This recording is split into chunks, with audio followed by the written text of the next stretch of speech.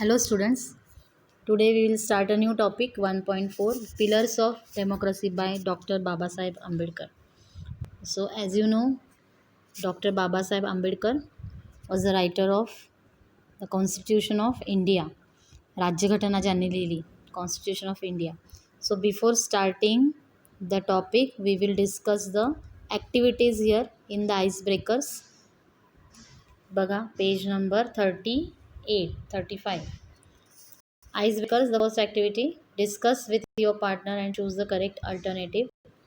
Government of the people, by the people, and for the people shall not perish from the earth. This famous statement is made by Mahatma Gandhi, Nelson Mandela, Abraham Lincoln, or Dalai Lama. Government of the people, by the people and for the people, लोकांकडून लोकांनी लोकांकरता केलेलं राज्य. So the definition is made by, answer काय आहे याचं, Nelson Mandela is your answer. So you have to write down the answer in your notebook. The second, a system where the government is elected and ruled by people called, a system where the government is elected and ruled by the people is called bureaucracy, aristocracy, democracy or autocracy. Democracy, लोकशाही, याचं उत्तर काय आहे, democracy. So third, a democratic country is govern by it's military, police, politicians, constitution. A democratic country, see for example, India is a democratic country. Okay, India is a democratic country, so it is ruled by, what is your answer, military, police, politicians or constitutions? Politicians, no, politicians can't rule the democratic country. Your answer should be constitution. Constitution, yes, according to the constitution the government is run. Okay, next activity is complete the web chart. Here in the central, what is given, trinity of democracy. The trinity of democracy comprise three principles. Complete the web to show the trinity of democracy.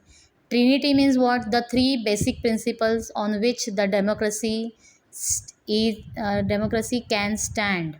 So what are the three principles, basic principles of constitutions? राज्यघटनेच्या तीन basic principles. The first one is equality, समानता, liberty, स्वातंत्र्य, and fraternity. So अशा तीन, these are the three principles: equality, liberty and fraternity. Okay, the last activity, the second last activity is the match the pairs. Column A and column B. In column A, 4 points are given: constitution, liberty, equality and fraternity. And in B, their meaning is given. So you have to find the meaning. Let us do it. See, I will start by the last point from B section. I will read it for you.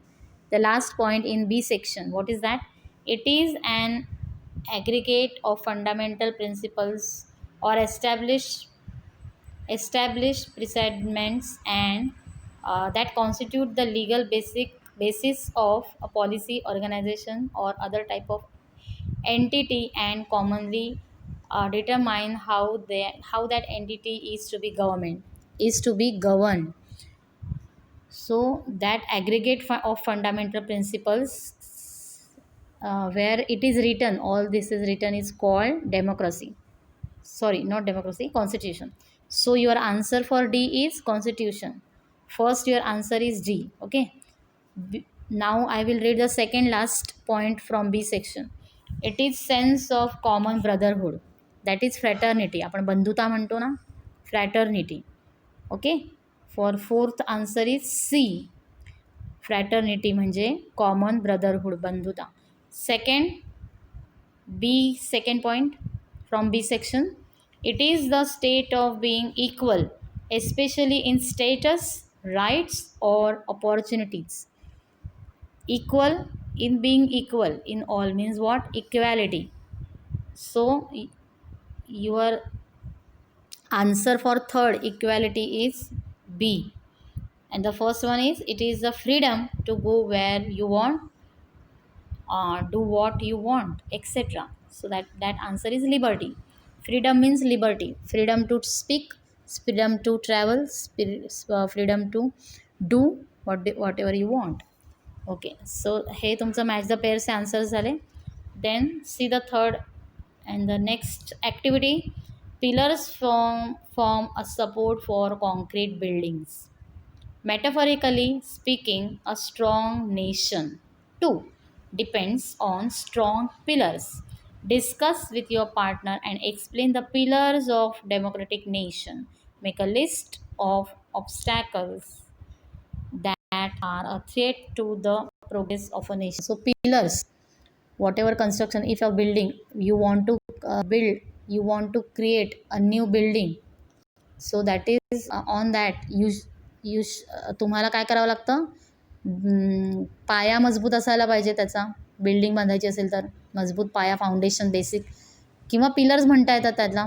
जमिनीच्या आतमध्ये pillars टाकून तो मजबूत पाया तुम्हाला बांधला तर तुमची बिल्डिंग चांगली मजबूत उभी राहील की नाही. So in the same way देशाचा जो कणा आहे, देशाची जो गव्हर्मेंट आहे, मजबूती आहे, ती मजबूत कसा होणार.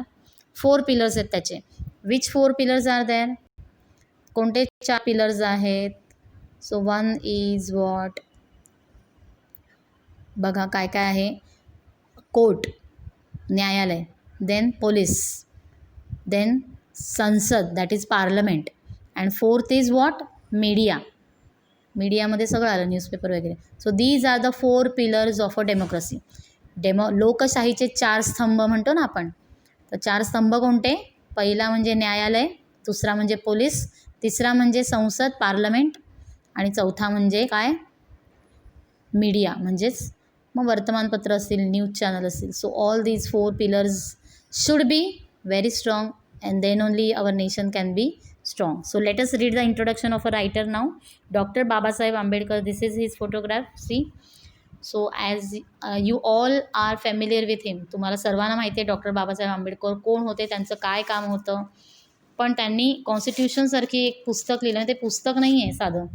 It's a very great book that covers all the articles, the rules on which the people should live on. the people there, त्यांचे लोक, त्यांचा अधिकार, सरकार, त्यांची कामं, त्यांचे प्रकार, सगळे प्रकारचं सगळं हे लिहिलेलं आहे त्यांनी कॉन्स्टिट्यूशनमध्ये, राज्यघटनामध्ये. हे काय सोपं नाही आहे. राज्यघटनेचा अभ्यास करणंसुद्धा सोपं नाही आहे. ती त्यांनी लिहिलेली आहे, doctor Babasaheb Ambedkar. Let us read the introduction. Doctor Babasaheb Ambedkar was born in on 14th April 1891 in the town and military cantonment of now Dr. Ambedkar Nagar in Madhya Pradesh. He got his degree from Elphinstone College, Mumbai. He subsequently obtained the doctorate from Columbia University, USA, and London School of Economics. He was also assigned the big and challenging task of framing the Constitution of India in the capacity of chairman of the drafting committee. He was awarded the Bharat Ratna posthumously for the dedication and commitment for the welfare of our country. Dr. Babasaheb Ambedkar has laid emphasis on the values of liberty, equality, and fraternity. According to him, these principles will make India a strong nation. He is of the view that hero worship is a sure road to degradation and to external dictatorship and the collapse of a nation. So बघा, first पॅरेग्राफमध्ये आपल्याला नेहमीप्रमाणे रायटरची माहिती असते. And the second paragraph of this introduction is very important, as the second paragraph gives you the brief information about the text which you are going to study. दुसऱ्या पॅरेग्राफमध्ये काय असतं, पूर्ण टेक्स्टमध्ये तुम्हाला काय शिकायचं त्याच्याबद्दल ब्रीफ माहिती असते. सो सेकंड पॅरेग्राफमध्ये काय सांगितलेलं आहे डॉक्टर बाबासाहेब आंबेडकरांनी कशाबद्दल लिहिलेलं आहे की हिरो वर्शिप, एखाद्याला जास्त महत्त्व देणं, एखाद्याचं अतिस्तुती करणं, एखाद्याला देवाप्रमाणे मानणं, हे कसं काय होऊ शकतं, ह्याचं रूपांतर कशात होऊ शकतं, डिक्टेटरशिप मीन्स वॉट, हुकुमशाहीमध्ये त्याचं रूपांतर होऊ शकतं. आणि भारताला हाच सगळ्यात मोठा धोका आहे, भारतीय लोकशाहीला हा सगळ्यात मोठा धोका आहे. सो इथपर्यंत आता आपण सुरुवात करूया pillars of democracy. I shall read now. So the title of our topic is also pillars of democracy. Don't forget what the pillars means. Pillars are, discussion आपण केलं आहे, पिलर्स ऑफ डेमोक्रेसी म्हणजे लोकशाहीचे स्तंभ कोणते चार आपण डिस्कस केलेत की नाही सुरू करण्याच्या आधी. कोणते कोणते? Parliament, court, police and media. These are the 4 pillars of democracy. बघूयात आता. वाचते मी. बघा पेज नंबर 36. तुम्ही पण पुस्तकाचं पान उघडायचं आहे आणि माझ्याबरोबर वाचायचं आहे. Pillars of democracy. If we wish to maintain democracy not merely in form but also in fact, what must we do? The first thing, in my judgment, we must do is to hold fast to constitutional methods of achieving our social and economic objectives. When there was no way left for constitutional methods for achieving economic and social objectives, there was a great deal of justification for unconstitutional methods.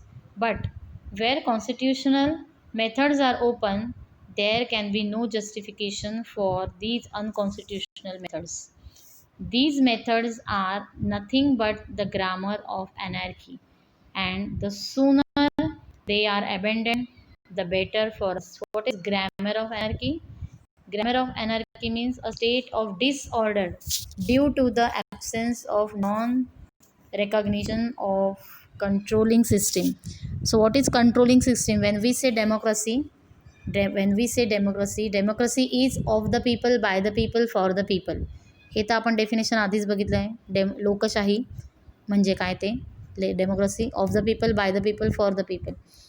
But even though the government is elected by the people and for the people, but there are some rules on which the government should be run, and they are written in the Constitution of India. So Indian government is run according to the Constitution of India. आपल्या भारतामध्ये जो सरकार जे चालतं ते कशा पद्धतीने चालतं? राज्यघटनेने दिलेल्या नियमाप्रमाणे चालतं. जर राज्यघटनाच नसेल तर काय होईल? When there was no constitution, unconstitutional method were adopting. The people used to adopt. म्हणजे जेव्हा कॉन्स्टिट्यूशन नव्हतं तेव्हा लोक कसेही वागायचे. अनकॉन्स्टिट्यूशनल म्हणजे राज्यघटना नसताना मग त्याला काही नियम आहेत, कायदे आहेत, नाही आहेत, कोणी काय केलं त्याला काय शिक्षा द्यायची. So there was nothing. असं काहीच प्रकार नव्हता तेव्हा लोकांना काहीच माहिती नव्हतं. So they use to behave in whatever way they like. त्यांना हवं तसं ते वागू शकत होते. But now there is constitution. आता कॉन्स्टिट्यूशन आहे म्हणजे मग लोकांनी अनकॉन्स्टिट्यूशनल मेथड वापरायला पाहिजे का? नाही. आज आपण घाबरतो की नाही? You can do whatever even though you are living in free India. आपण आज जरी स्वातंत्र्य म्हणतो, स्वतंत्र भारतात राहतो म्हणून तुम्ही काही करू शकता का? तुम्ही काही उद्या उठून रस्त्यावर दगड उचलून कोणाची दुकानाची काच फोडू शकता का? घरावर दगड मारू शकतात का? किंवा मारू शकतात, शकायला प्रॉब्लेम नाही. तुम्ही करू शकतात हे, तुम्ही वेडे असाल तर. पण मग तुम्हाला पोलिस पकडून येतील, हो की नाही? मग त्याच्यावर काहीतरी कंट्रोल आहे की नाही? तुम्ही कसंही वागलात असं चालेल का? There is constitution, there is police, there is there is court. ह्या सगळ्या हे 4 स्तंभ म्हणतात. हे काय आहेत? हे आपल्या राज्यघटना चालवायचं माध्यम आहे. आपली राज्यघटना नुसती लिखित स्वरूपात आहे, पण हे चालवतं आहे कोण? These are the 4 pillars, okay, on which the constitution is actually run and the people can live their life. The government has to do their work. सरकारला त्यांचं काम करावंच लागतं. तसं नसेल तर काय होईल? डिसऑर्डर होईल. डिसऑर्डर म्हणजे लोक कसे वागतील.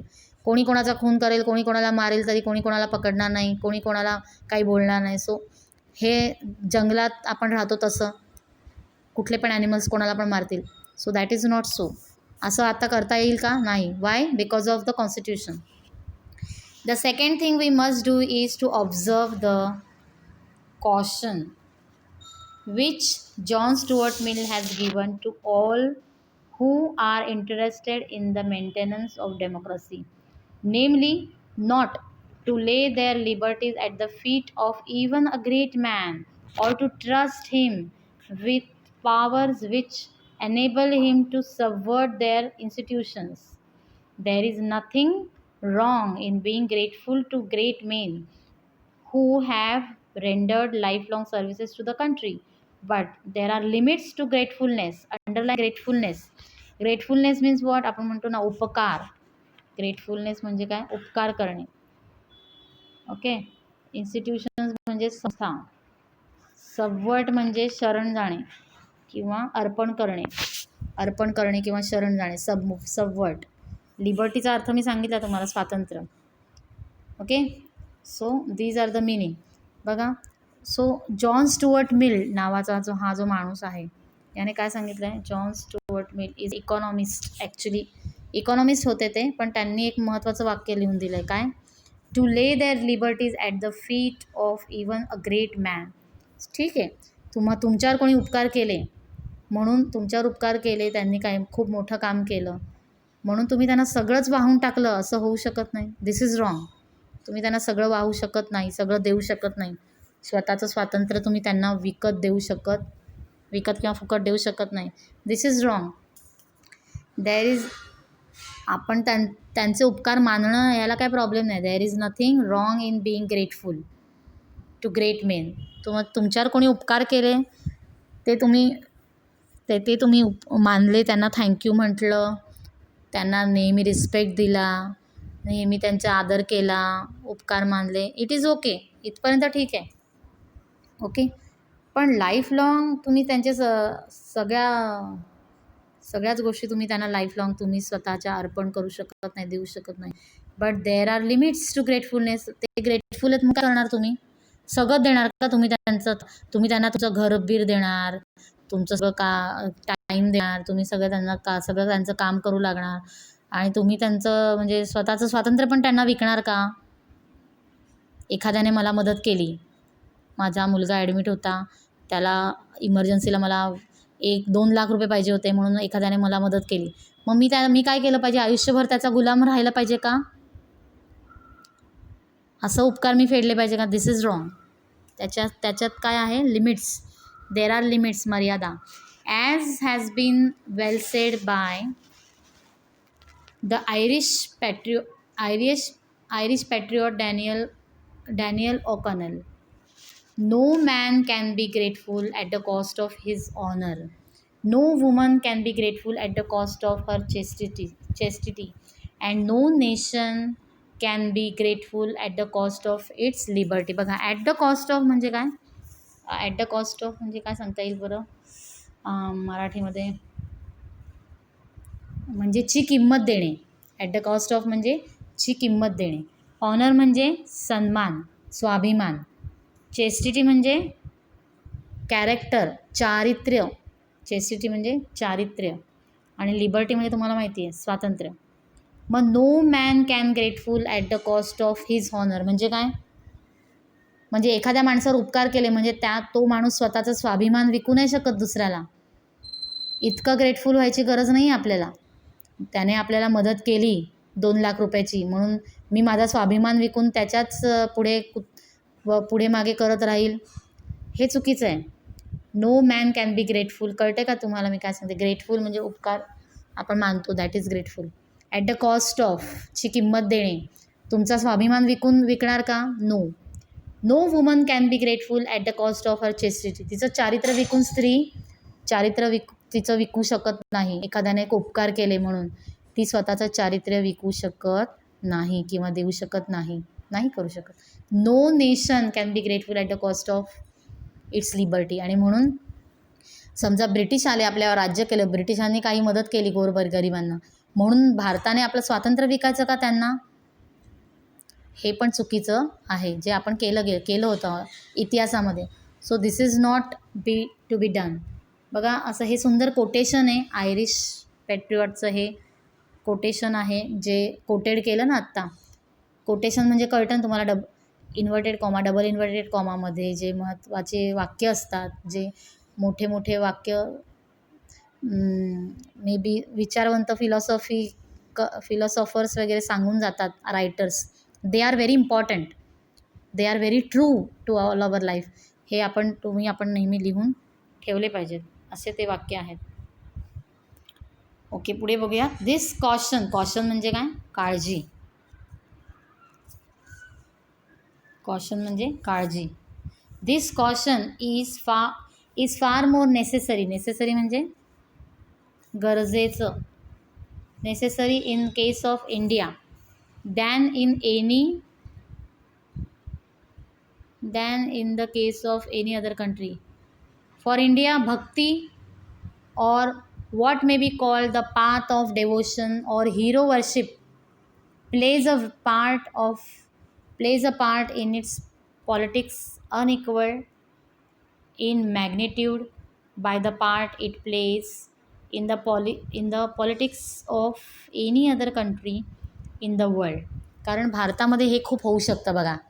एखाद्याची खूप जास्त पूजा करणे, एखाद्याने उपकार केलं म्हणजे खूप हुरळून जाणे, त्याने काम केलं, त्याने आपलं उपकार केलं म्हणजे त्याच्यासाठी खूप आयुष्यभर आपण गुलाम व्हायचं. एखाद्याला देवासारखं पूजायचं, वेड्यासारखं त्याची पूजा करायची, वर्शिप, भक्ती करायची. हे भारतात जास्त होतं. असे भारतामध्ये कितीतरी लोक असे. आता साधं उदाहरण देते तुम्हाला, की क्रिकेटमधलं आता सचिन तेंडुलकर झाला, एवढे मोठे त्याने रेकॉर्ड्स केले, रन्स केले, तर त्याला देव मानतात. वेड्यासारखे लोक त्याला डोक्यावर घेतात, त्याची पूजा करतात. तेंडुलकर असेल, अमिताभ बच्चन असेल, त्याचे पण देऊळ बांधतात, मंदिर बांधतात. इतकी पूजा करणारे माणसंच आहेत ना ती पण माणसाला असे डोक्यावर बसवून जे वेड्यासारखे भक्ती केली जाते भारतामध्ये, पूजा केली जाते आणि त्याला सर्वस्व वाहून दिलं जातं आपलं. म्हणजे आंधळ्यापणाप्रमाणे त्याला फॉलो केलं जातं. तो म्हणेल ते खरं केलं जातं. मग तो उद्या काही सांगेल तरी लोक ऐकतात. असं होऊ शकतं. So that is mostly happen in India. भारतामध्ये हे असं होऊ शकतं. असं व्हायला नको आहे. इतकं आंधळेपणाने आपण एखाद्याच्या मागे नको जायला. सो म्हणून ही काळजी घेतली गेली आहे की असं भारतात होऊ नये, असं डॉक्टर बाबासाहेब आंबेडकरांचं म्हणणं आहे बघा. इथे कोणी असू देत, कुठलाही माणूस असू दे, तो माणूस असतो. माणसाप्रमाणे आपण त्याला बघितलं पाहिजे, त्याच्याकडून शिकलं पाहिजे. सो इतकं आज आपण करूयात. इतकं तुम्ही बघा. आज पुन्हा एकदा ऐका रेकॉर्डिंग. त्याच्यामध्ये मी काय शब्दार्थ सांगितले ते बघा, ते लिहून घ्या आणि त्याच्या व्यतिरिक्त जर तुम्हाला अडले शब्द तर तुम्ही स्वतः ते शोधायचे आहेत डिक्शनरीमधून. Okay, so now I will stop here. Thank you.